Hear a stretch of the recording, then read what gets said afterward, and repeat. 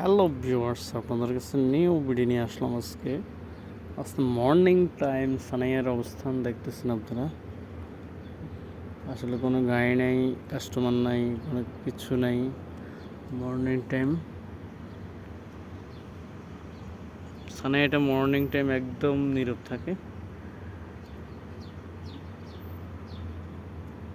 8টার পরে দিয়ে সানাই আস্তে আস্তে জমজমাট হয়ে যায়।